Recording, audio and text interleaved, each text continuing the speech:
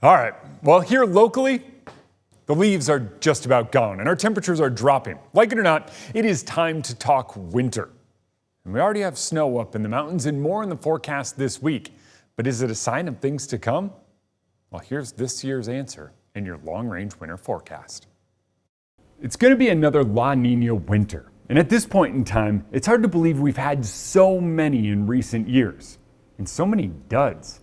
Which begs the question, will this finally be the one that delivers? I think so. Hear me out. The past few wound up starting a little bit late. And all that snow went far up to the north. And we wound up warm and rather dry. But this year, right now, we're already starting to see a La Nina's impact. Denver closed out October with no measurable snow. And we already have it up in the mountains, which is almost exactly what we expect to see in a La Nina pattern. Remember, La Nina is a climatological pattern where colder than normal water near the equator in the Pacific Ocean changes our storm track. The Arctic jet dives south, bringing more moisture and colder temps. Or at least, that's what's supposed to happen. I'll admit, I got a little overzealous with a couple of those forecasts. One was a watch and another was pretty weak, and there was that pesky January high and all of that fog we couldn't get rid of. But this year is different. La Nina is here, and sure, it's a weak one, but those conditions and our current weather pattern is expected to stick around for a while, through at least January, maybe even February. Here's what that means for you. In Spokane and Coeur d'Alene, it means more snow earlier in the season, and that snow sticks around a bit longer.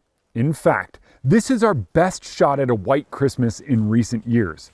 A colder December and January would mean we get rid of those snow melting rains and maybe feel a bit more like the inland Northwest. Head north from there, and it gets better. More moisture in places that trend colder means winter-long snow in places like Deer Park, Colville, or even Newport aren't going to stick around. Idaho? Well, Hayden and Rathdrum, all the way up to Sandpoint, even Bonners Ferry, we're talking all snow. It'll be a similar story for the Palouse. Snow, that lasts longer than what we saw in years past. Central Washington, though, maybe not. Warmer temps and more wind will help melt some of what falls throughout winter. And speaking of wind, it's the one thing we will all have in common this winter. While it might not be windstorm strong, you can certainly expect more of it until this pattern eventually changes. You good with this one, Dave? Yeah. All right. Anyway, back to the mountains. Colder temps and snowfall earlier in the season is not only great for snowpack, but also recreation. That snow isn't just fun to play in. During the summer, it fills our rivers, lakes, and aquifers. It even helps shorten our fire season. But there is a catch. Signs point to La Nina ending before winter closes out. That would mean a warm start to spring. By late February or even March, we would see a rapid melt-off of all of that snow down low and up high. That's still ages away. It's time to enjoy the now. Yeah!